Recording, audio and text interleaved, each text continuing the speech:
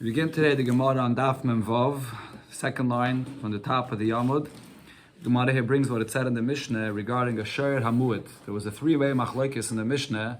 What kind of a shmira is necessary for a Shir Hamuid? And the final opinion was Rabbi Eliezer Omer, Ein lo shmira l'sakin. There's actually no adequate way of guarding a Shir Hamuid, a Shir that's wild. What you have to do with it is you have to take a knife, shecht it, and that's it. Eat the meat, but to allow this shir to be around, it can go and damage people. So there's no shmira that's good for it. What's the source of Rabbi Eliezer's opinion? Because the pasuk by the shir Hamuid says v'lo yishmerenu. V'lo yishmerenu. Now the simple pshat of that pasuk is we're telling him why he's chayiv to pay. He's chayiv to pay because he didn't guard his shir. But Rabbi Eliezer teaches what it means is shuv ein lo shmira lezeh. The pasuk is saying that you can't. V'lo yishmerenu means you can't guard it anymore. Once it becomes a shir Hamuid, there's nothing you can do about it. And therefore, if this shir is going to go out and gore and damage someone, even if you did the best shmira in the world, you're still going to be responsible for this. Because you have to shecht it. There's nothing you can do with it. That's what the pasuk is saying here. Amalei Abaye, so Abaye says on this, you can't say this is the source of Rabbi Eliezer. Because Ela Meyata. If so, I'll bring you a similar pasuk. The pasuk says by a person digs a pit, and then the pasuk there says V'lo yechasenu, and he didn't cover this pit that he dug in the Rishus Harabim. So are you going to translate the words V'lo yechasenu here in a similar way that he can't cover it? So V'lo yechasenu nami shuv ein lo kisei lezeh, that you can't cover it anymore, and even if you cover it and it's not adequate, and you're still going to be responsible for the damages. Just like we said, V'lo yishmerenu, that you can't guard it. Over here, V'lo yechasenu means that covering it doesn't help. But that can't be. And if you'll argue and say, yeah, maybe that's the translation of V'lo yechasenu. Once you dig a pit, it's not enough to cover it. You'll have to fill in the pit. But that's not true because Vatna, we learned in the Mishnah, Kiso, Karoi, if you cover the pit properly, and then somehow it got uncovered, and an ox or a donkey fell into it, or mace, and they died, potter. You potter for this. So you clearly see that covering a pit is a way how to get rid of the issue of this open pit. So that can't be how you teach V'lo yechasenu. So that's not how we teach V'lo yishmerenu either. So therefore Abaye says, Haina time de Rabbi Eliezer, the source of Rabbi Eliezer, when you have a wild ox, a muad, that you have to shecht it, Keditanya, like we learned in Abraisa, Rab Nosson says, Menayin shelo yigat lodom kelev rab b'sich beisei. How do you know that a person should not raise a wild dog in his house? It could end up damaging someone. You shouldn't allow a shaky, a weak ladder to be standing in your house. Someone could climb up on it and then fall and hurt or could kill himself. You're not allowed to place something in your house that will cause blood to be spilled. So over here as well, when you have a shir Hamuid, it's the same thing. You have this wild ox. You're not allowed to raise such a kind of ox. You're not allowed to have such an ox in your house. You have to shecht it. So therefore, if you don't shecht it, you're going to be chayiv for this. That was the source of Rabbi Eliezer. But when it comes to a bar, though, by a bar, it's not the same thing like having this weak ladder or this wild dog. A bar, if it's covered properly, it's covered. And then you don't have to be worried about anyone falling into it. It's a different thing. So over there, you won't be responsible to pay for it. That's Rashi's pshat. That's one pshat of here in the Gemara. Taisus, however, says that according to this pshat of Abaye, you can say that what Rabbi Eliezer actually now is saying is that if you did a proper shmira, a very good shmira for this shir Hamuid, Rabbi Eliezer agrees you're going to be potter to pay for any damages. Elamai, he's still saying it's forbidden for you to keep this kind of ox in your house. There's an issur to have such an ox in your house because it could end up damaging someone, like having a but not that you'll be chayiv to pay though. You won't be chayiv to pay because once you do a proper shmira, you're not going to be responsible. You did the best you can. This is the conclusion of the fourth Pedic of Masechta Bava Kama. Okay, let's begin the next Pedic. Continuing with the halachas of a shir shenogach, a shir that gores, but here he gets into a discussion when there's a suffix, exactly what happened when it gored. It's a very famous Mishnah. A shir that gores a para, an ox gores a cow. V'nimtza ubra betzida. And you find, after this happened, that it gored this ox, and there's a ubar, there's a fetus that's dead on the side of this para. And ve'en yedua, now we don't know exactly what happened over here. if before this ox gored, it already gave birth, and therefore it died, not as a result of the goring, it died before already, or or after the goring, it gave birth, and or actually, sorry, Rashi says the other way around, that means that after that it gave birth before the goring, and therefore when the goring happened, the ox gored this fetus as well, and therefore it killed it. Or or from after the goring, that's when it gave birth, and so therefore then it did not die because of the negiche. So because there's a suffix whether this ox gored and killed this fetus here or not, so you have to pay chatzi nezek lepara. So for the cow itself that this ox gored and damaged or killed, so for that you have to pay chatzi nezek. We're talking over here about a sher tam that's damaging, and you have to pay like a sher tam pays chatzi nezek. So regarding the para that it killed, there's no suffix about this, so you pay the full payment of chatzi nezek. However, you have to pay only a quarter of the nezek, of the damage for the fetus, and the reason is because there's a suffix. In a case where there's a suffix, if it killed this fetus or not, so it pays half of chatzi nezek, which is a quarter of the damage. Says the Mishnah v'chein, similar halacha, para shenokcha as asher. If the case was the opposite, the cow gored an ox, v'nimtza v'loda b'tzida, and now you see that this cow has a fetus. Now here this fetus is alive, but you see it's not only a cow, it's also a fetus. Now was this fetus born, was this baby born before it gored, and therefore, who gored? Only the cow, not the fetus, because the fetus was already born separately from the cow. Or it was only born after the negicha took place. So therefore, when the cow gored the ox, the fetus was still inside the cow. So therefore, this fetus was part of the cause of the damage. So you don't know who is the one that caused the damage here. Again, was it the cow alone or the cow together with the fetus? So over here, when you pay, over here again we're talking about a sher tam. When you pay for a sher tam, the payment comes from the body of the one that caused the damage. So mishtalim chatzi nezek min hapara. So you pay the chatzi nezek from the body of the cow itself, because the para, you know for sure that it caused the damage. And you pay half of that, because there's a suffix, you pay a quarter of the damage from the vlad, since it's not clear if the vlad was involved in the damage or not, so you pay a quarter of the damage from the vlad. The Gemara will address the obvious question that it seems like the Mishnah is saying that you pay more than chatzi nezek here. You're getting chatzi nezek from the para, and in addition, you're getting another quarter of the damage from the vlad. Why should you get more than chatzi nezek? So I guess the Gemara will explain what the Mishnah means by this. For the share. Again? The para never gives share. Yeah. So the vlad. Share the vlad? No. The para has the vlad. Was the para. The question is, when the para gored the shayr, who gored? Is it only the para, and the vlad was already born from before? So it's only the para that caused the damage? Or no, the vlad was inside the para when it gored, so therefore both the para and the vlad are the ones that caused the damage. So when you collect the payment, you could collect from both the para and the vlad. That's the shayla. The nizik the share. Yeah. So now where do you collect the damages from? From the para. The question though is if the vlad was inside the para or not. Mazik doesn't have to pay for it. The nizik doesn't have to pay for it. Okay, let's explain it later. That's a tight here.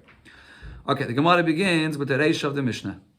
Amar Rav Yehuda Amar Shmuel. Rav Yehuda said in the name of Shmuel. Well, here, what is it? The point that it's saying in our Mishnah? That when you have a suffix, if the fetus that's dead, was it a shur that gored and killed this fetus or not? So what did the Mishnah say? You have to pay half of that. You split the payment. Half you pay and half you pater. So Rav Yehuda said in the name of Shmuel, Zu divrei sumches. What it says here in our Mishnah is the opinion of Sumches. The Omar Sumches says, Momen amutel b'safek chelken. Anytime you have money where there's a doubt, there's an argument who the money belongs to, and there's no way to resolve it. So what do? You just split. So over here in this case, there's the mazik and the nizik. There's an argument whether the fetus was killed by the shor shenogach. So what do? You split this. However, Chacham would disagree with our Mishnah. Chachamim say, Zeh klal gadol b'din. Anytime you have an argument and you have a doubt whether the money is owed or not, So there's a very big cloud when it comes to any din. The one that's trying to be mitzi money from his friend, he's the one that's going to have to prove in order to be mitzi the money from the person that's the muhsik, from the person that has the money in his possession.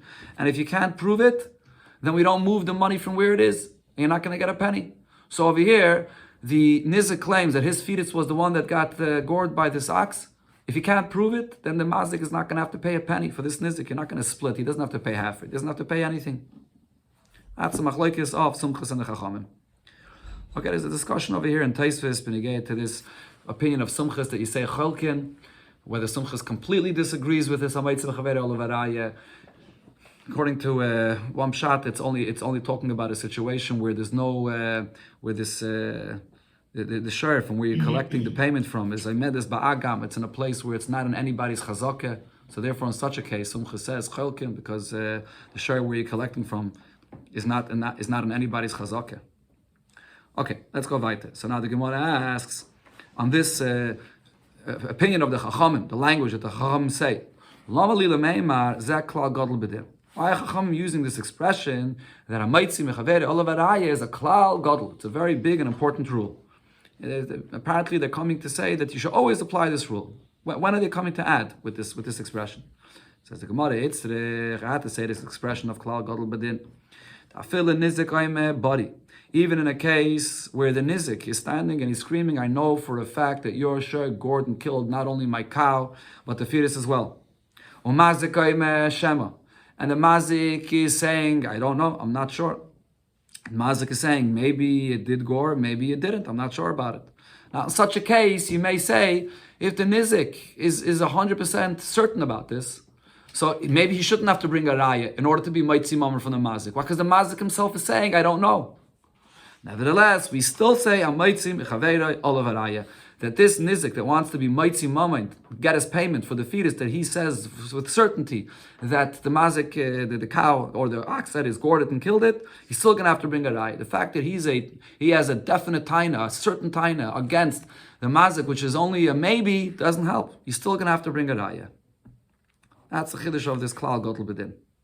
Now, there's a discussion about this here. There's a long Taisus here, just to mention one point. Taisus over here says, this concept of body v'shema, what the Gemara is basically saying over here is, when you have one person which is a body, that's the mitzi, the one that wants to take out money is the body. And then the one that's the muhsik, the one that has the money in his possession, he's the shema. So the shema ends up having the upper hand because he has the money in his possession. He's the muhsik in the money. But Taisus says, there's exceptions to this. Not always do we say this. Taisus brings from other Gemaras. We see, even according to this opinion, that the body will have the koyach to be mitzi from the shema, because it depends on what the case of the body and the shema is. In our case, the body and the shema, the one that's saying body is not such a strong body, because he knows that the mazik can't really contradict him, because it's a situation where things happened where it wasn't so clear. So it's easy for him to come and tie his body, even if it's not true, because he knows that the mazik doesn't necessarily know. It's not a clear thing that happened. But if you have a situation, let's say a loan, whether there's an argument, did he borrow the money? Did he not borrow the money? Did he pay back the money? Did he not pay back the money? Over there, a tainas body against a tainas shema is a very, very strong tainas body. Over there, you know, if you're coming and saying you borrowed money from me and it never happened, the person knows that he never borrowed the money. How are you coming forward and saying such a certain taina? That's a much stronger tainas body, and in that case, the tainas body will win. That's one shot of that. That's what Taisus says. So this klal of body v'shema is over here regarding our case. This is one pshat of why the Chachamim said zeh klal gadol b'din. Inami lichihad itma. Or another reason why he says that it's a klal gadol b'din, it's coming to say that we apply this rule of a meitzim chaveda olav araya regarding the following case. A person sold his ox to his friend, and it turns out that the ox that he sells him is a wild ox. You can't use it for any work. You can't use it to plow in the field. It's too wild. So Rav Amar is a mekach. Rav says that this is a mekach. Why? Because as we'll see in the continuation of the Gemara, because most people, when they buy an ox, what do they buy it for? They buy it for the work in the field. So you follow the Rav, and since the Rav buy it for this purpose, and it can't do the work, so then the whole sale is a mistake. Mm-hmm. But Shmuel says no, it's not a mekach tos. The seller could say lie to the buyer, I sold you this ox for shchita. It's wild, yeah, but I sold it to you for the meat, to shecht it and eat the meat. So it's still a good sale. So now what's the chiddush over here of Zeklal Gadol Bedin? What Chachamim are saying is, according to Shmuel is saying, when it comes to a money matter, you don't follow Rav. Even if you have a Rav, you can follow the majority. And with that majority, based on this concept of Rav, you want to be Maitzi Mama from someone, you can't. That's not a good raya. You have to have a proper raya to be Maitzi Mama, which is usually with Eidim, with having witnesses, or something that's a very clear, strong proof. But not something like Rav. That's what Shmuel is basically saying here, even though most people buy it for plowing. So in that sense, it would be a mistaken sale. But no, he can say, the seller can say, I thought you're from the minority and therefore you want to use it just for the meat. Like the Gemara, but still, why can't we find out over here? Why can't we talk to the buyer himself? Amai, why do we have to say that the sale is still in effect? Let's see.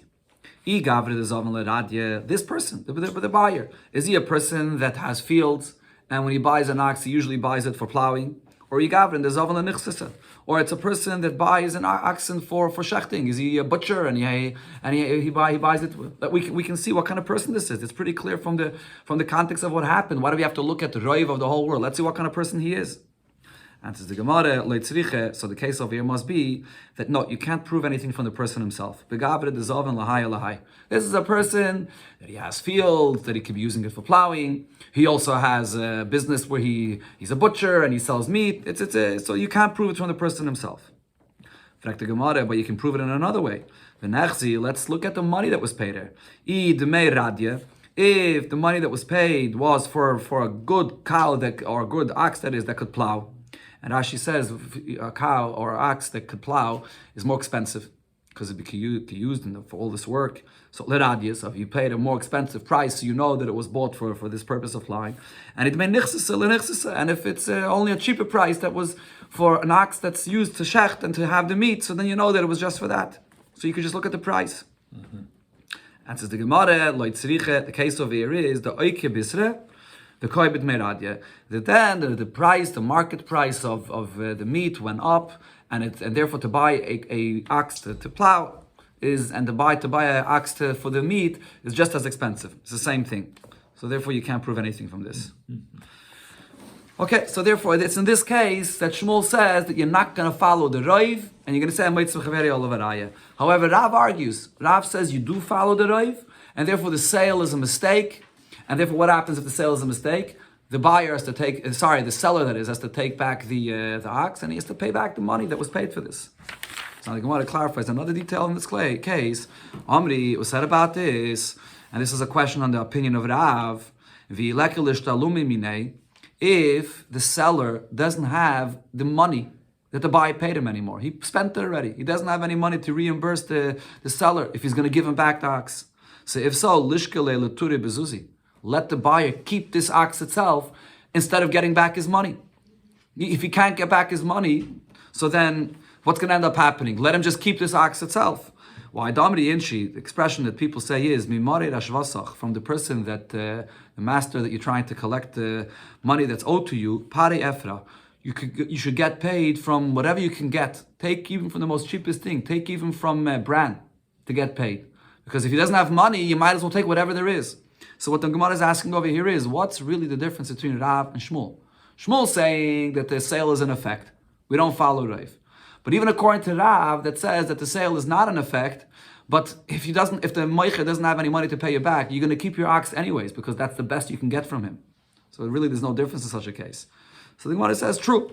Like tzriche, we only need, the whole argument here between Rav and Shmuel is, in a case, where the seller does have money to reimburse, to pay back, if this is a mekech tos. So Rav Ama, Areza mekech tos. So Rav says that the sale here is a mistake, because zilba saruba, you follow the majority, veruba de inshil radio dezavni. Most people buy an ox for plowing, and therefore if this is a wild ox and it cannot plow, so the whole sale is a mistake. Shmuel Ama, Yachol Sheyoima, Shmuel says we don't follow Rav by a money dispute, because Yachol Sheyoima loy, the seller could tell the buyer, L'shchita mechartev loch, I sold you this ox for shchita. V'lo yazlina basaruba, and you don't follow Rav.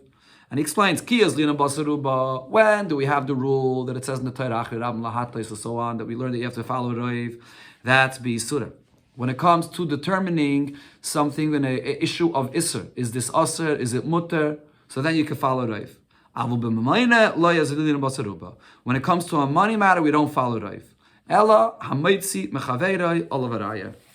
Rather, by money matters, it's different. Because there's a muhsik, because there's someone that has the money in his possession, so the fact that he has the money in his possession is stronger, and you can't take out money from someone's possession just with the power of a Roiv. And this, it's regarding this, that the Chachamim use the expression of klal gadol bedin. And this is a very powerful klal, that even in a case where the one that wants to be mitzi money has a Roiv to support it, nevertheless, it doesn't help. You still have to have a real raya like Eidim or something on that level. Tanya Nami Hachi, the Gemara goes back now to the beginning of the whole sugya here, that we said that the Chachamim argue on our Mishnah. So we learned this in a Braise, when the ox gore the cow, and then there's the fetus on the side. Ve'ena yedei or ve'ena yedu, it's unknown, or when was it born? And you don't know if it was gored by this ox, and that's how it died or not. So mishalam chatzi nezek lepara. So for the death of the para, that you know for sure that the ox caused it. So for that you pay the full chatzi nezek or revia nezek levlad. But for the vlad, which is unsure, so it's a suffix, so you pay half, only a quarter of the damages. This is divrei sumchis. However, Chachamim say amaitz mechaveir olavaraya. So for the fetus, you don't pay anything because it's a suffix. So you have the nizik is going to have to bring a raya if he wants to get paid for this. Amar Rav Shmuel ben Achmeni. So Rav Shmuel ben Achmeni said, "Minayin lahamitz mechaveir olavaraya." What is the source for this rule that the one that wants to be mitzi the money from his friend, he's the one that's going to have to prove his case? There's the other one that's the muhsik in the money. He doesn't have to prove anything. He can keep the money in his possession. Shenama, the answer is because it says in the pasuk, "Mi bal dvarim yigash aleim." The one is the one that's the bal dvarim, meaning the one that has an issue that he's bringing up a claim that he wants to take money from someone. Yigash aleim. What does yigash aleim mean? Yagish raya aleim. He's the one that has to bring the raya to the bezdin for his claim. That's the raya from the pasuk. So Maskef Ravashi asked him this: "Ha lama likra."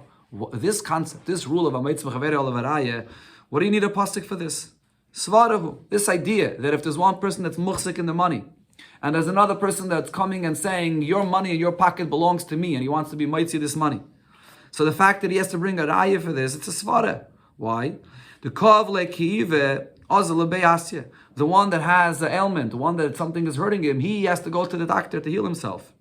Right? So in other words, over here, in this case, when you have one person, he has the money in his possession, and he says, the status quo, the way it is perfect.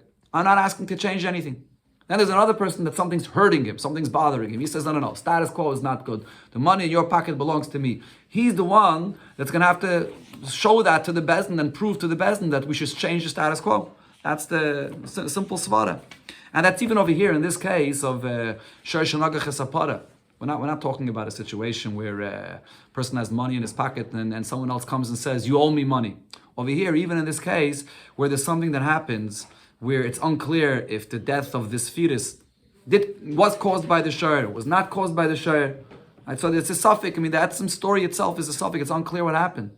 But nevertheless, the nizik, which is the one that wants to take out money, he's the one that wants to change the status and take out the money from the mazik's pocket. He's going to have to prove that. It's a svara without any pasuk. Says the Gemara, Elokra, the pasuk that we brought before when it says, Mi bal dvarim yigash aleim, what is that pasuk coming to teach? Look at the Rav Nachman. It comes to teach a different halacha, like Rav Nachman said. Amar Rabba Baravua, the Amar Rabba of Rav Nachman, Amar Rabba Baravua. Rav Nachman said in the name of Rabba Baravua, Minayin she'ein iskokin el tevei tchila. How do I know that the Bezdin will only tend to first to the claim of the claimant? So and everything Torah, you have the claimant and the defendant. So if the Teveya, he comes with a claim. Reuven, he comes, he says, Shimon owes me $1,000. Now Shimon makes a counterclaim. Shimon says, in fact, you are the one that owes me $1,000.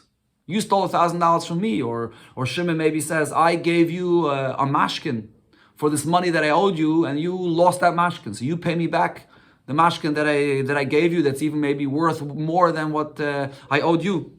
So it starts with a teveya, and then the nitva, the defendant, makes a counterclaim. Who does Bezdin tend to first, and who does Bezdin allow to bring a raya first and to be moitzi mamen first? Does Bezdin tend to the teveya first or to the nitva first, to the claimant or to the defendant? That's what we're learning over here from this pasuk. So how do we know that first Bezdin listens to the claimant, that he came first, and therefore Bezdin listens to him, and Bezdin allows him to bring his raya and to be moitzi mamen, and then afterwards we go back to Shimon and we hear what he has to say, and if necessary we take the money back and we return it to Shimon. Shenama, because the pasuk here says, "Mi bal dvarim yigash aleim." What does this mean? Yagish dvarav aleim. The bal dvarim, the one that came first with the dvarim. He's the one that brought up the whole subject, the whole argument here between these two people. He's the one that brings his. He's the one that gets the right to bring his things first to the bezdin, and only afterwards do we turn back to the defendant and allow him to bring his rayas and to get any money back that he claims is his. Amri Nerdai said, there are some times that we will allow the nitva, the defendant, to bring his rayas first and to get the money that he says belongs to him first. When is that? What's the case? The chazili nichse. If his possessions are losing value. What does it mean it's losing value? So Rashi says either the case over here is the nitva, the defendant says, I have a buyer that's ready right now to buy this property that you took away from me, that you have from me, something that you have from me. I have a buyer that's ready to take it right now. And if I'm not going to get my chance to speak in Bezdin quickly and get it right now, I'm going to lose this opportunity of this buyer. It's one case. Or another pshat Rashi says, if the defendant comes and argues and says, the very fact that I'm involved in such a dinteire, and there's the claimant, the Reuven that's claiming money from me, it puts me in bad light. And people say, oh, this person has people that are trying to take money away from him, so he's in a desperate situation.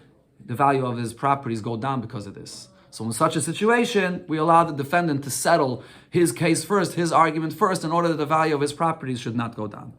That's Rashi's pshat here in this Gemara.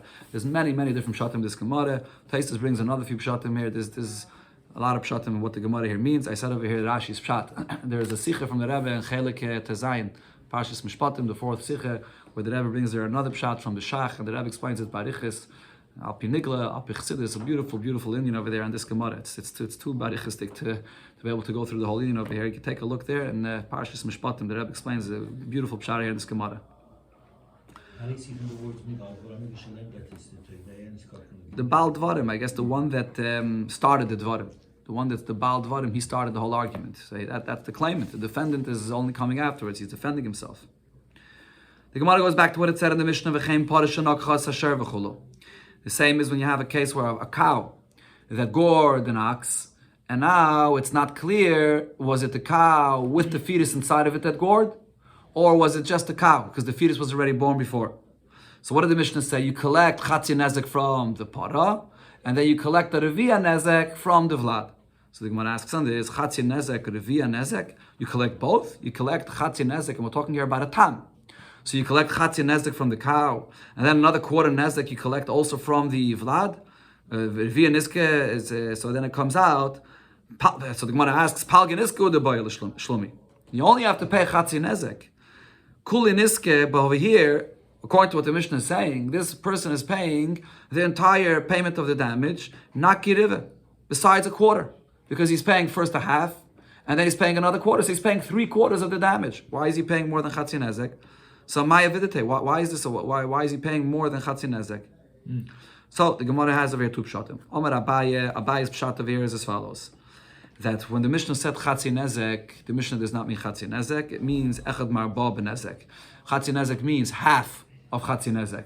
That means that from the Pada, you only pay half of the Chatzi Nezek, because it could be that the Pada was together with the Vlad, and therefore you can't collect from the Pada the Chatzi Nezek. You collect from the Pada only half of Chatzi Nezek, which is a quarter.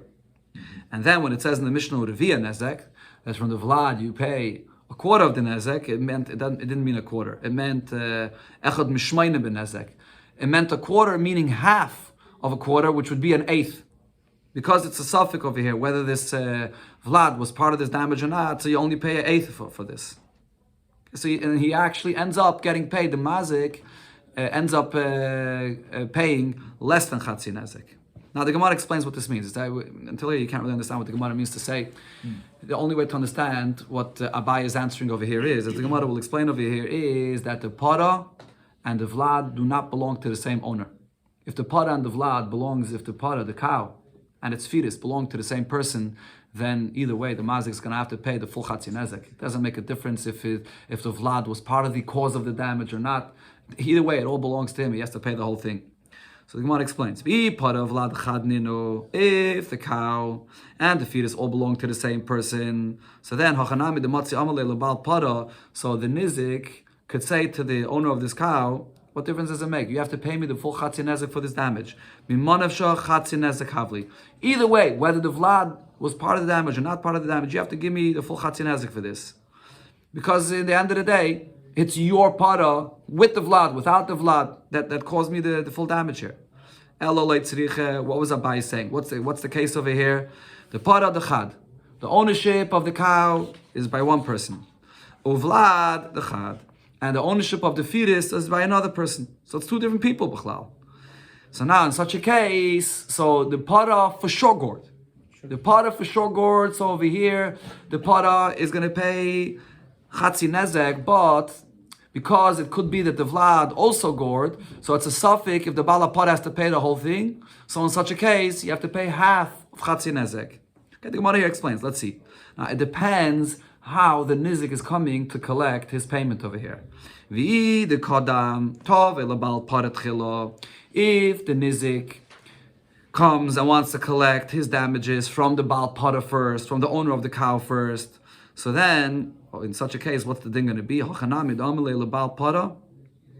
the nizik could come and say to the owner of the cow, Para didach azikton. This we know for sure that your cow gored and your cow was mazik me. So if so, that we know for sure happened. So you have to pay me full pay, which is Chatzi Nezek, the full payment of a tam. You have to pay me the full pay. Now you claim that there was a vlad, there was another ownership of a vlad inside the para when it gored, and therefore I don't have to pay the full half of damages. Havli ra'ayed islach shutfi. You bring me a proof that the vlad was inside the para when it gored, and that you have a partner in this damage that was caused over here, and then you'll be able to pay only half of the Chatzi Nezek. But until you're not going to prove that it was a vlad inside the para, since we know for a fact that the para gored, you're going to have to pay the full payment of the Chatzi Nezek from the para. Yeah, no, so the pshat of what the Gemara is saying over here is, as the Rishonim explained, this is based on the concept of ein safek moitzi midei vadai. That over here, since we know for a fact that the para gored, and the para that gores has to pay Chatzi Nezek, elamai, the bala para comes and claims, no, that there was a vlad inside, and the vlad is owned by someone else, so let him also pay. But you're bringing up something which is a suffix. We don't know if there was a vlad inside or not. We know for a fact that the para gored, so therefore the bala para is going to have to pay the full Chatzi Nezek if the nizik is coming only to the Bala Para and asking him to pay. So when is the case in our Mishnah where we're saying that the Bala Para does not have to pay the full price? He only has to pay half. And the Bala Vlad also only has to pay half because there's a suffix over here. We don't know who. When are we taking into account this suffix? Hello, the case over here is the Kodam Tove Lebal Vlad Chila. That's in a case where the nizik came and demanded payment not from the Bala Para. He came and demanded payment from the owner of this fetus. He comes to the person that owns the fetus and says, your fetus was inside the para when it gored. So now, the Baal Para could come and say to this nizik, Kolis adaiteich, you revealed your understanding here, the shut isli, that there's a partner here in this damage. Why are you going to the Baal Vlad to collect your payment? Because you're revealing that you know that the vlad was inside the para when it damaged, and it's not the para alone that gored and damaged. So therefore, in such a case, as where the Mishnah said, that the Bala Para only has to pay half of what he would have to pay, which is going to be a quarter, half of Chatzi Nezek, and the Bala Vlad will have to pay half of what he usually has to pay, which would be an eighth. Because in such a case, the nizik is going to the Bala Vlad. So you can't say in Safek Moitzi Midei Vadai. In such a case, the nizik himself is saying that I know that there's a shutfus over here and what caused the damage. So in such a case, you can't be mechayiv the Bala Para to pay the full damages. That's the pshat in the Mishnah. So the point of Abai's pshat in our Mishnah is there's two different owners. There's the owner of the para and there's the owner of the vlad, and therefore, in a case where the nizik himself is showing that he admits that there's a suffix over here, he says, I'm trying to collect from the bala vlad, not just from the bala para alone. In such a case, each one only pays half of what they would usually have to pay, because it's a suffix. That's one way of understanding what Abaye said. Iked Amrit, the Gemara brings another pshat to understand what Abaye said. Afagav the Kodam Tove Lebal Para Tchila. That note, the truth is, even if the nizik will come to the Baal Para first and demand from him to pay, so l'chayda, in such a case, you come to the Baal Para first, it's a definite fact that the Baal Para damaged, caused the gourd and damaged this shayr over here. But nevertheless, Motzi Matchile, the Baal Para could still push him off and say, I'm not paying the full damages that I have to pay, which is Chatzi Nezek. The Amalei, because he could say, the Baal Para could say, Meida Yadi Ana, I know for a fact, the Shutfa Isli, that I had a partner in the cause of the damage. There was a Vlad inside the Para that's a part of the cause of this damage. I know this for a fact. He can come and argue this. Taisus over here explains, why could he come and argue this? Why shouldn't we say the svara that we said before? Ein Stavik Moitzim Devadai. We know for a fact that his cow gored. The Vlad, maybe there was a Vlad, maybe there wasn't a Vlad, but we know for a fact that his cow gored, so you should have to pay the full price. So Taisa says the answer is because, besides the fact that he's the muhsik of the money, before we said that there's a very strong kayach that you have when you're the muhsik of the money, that itself wouldn't be enough, because over here, there's a vadai that your cow gored and damaged. But there's another thing. There's also a chazakeh that it was pregnant, that it had the Vlad inside. There's a cheskas aguf that the Vlad was inside of it. The fact that now we see the Vlad is born is a change. There's a new situation that developed, that happened afterwards. That we don't know exactly when it happened, but that's a new thing. What happens first? First it's pregnant, and the Vlad is inside. So he has the cheskas mamain and the cheskas aguf of the pregnancy that supports his taina, that when the cow gored, it gored together with the Vlad inside, and therefore it's not my cow alone that gored. It's together with the partnership of the Baal of Vlad and the Vlad was inside the Para. So therefore, even in such a case, the Baal of Para is going to have to pay half of the Nezek, and the Baal of Vlad is going to have to pay half of his Nezek. Okay, there's another pshat here in the Gemara, but we'll leave it for tomorrow.